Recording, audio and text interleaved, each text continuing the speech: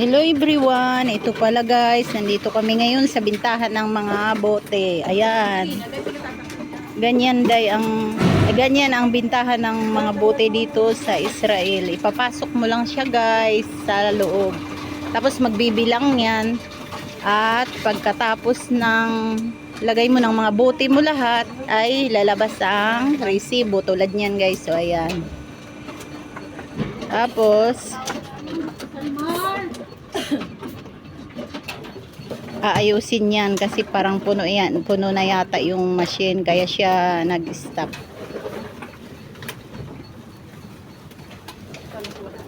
Ito yung mga bote namin guys na ibibinta ngayon para ipambili ng ulam. Yan.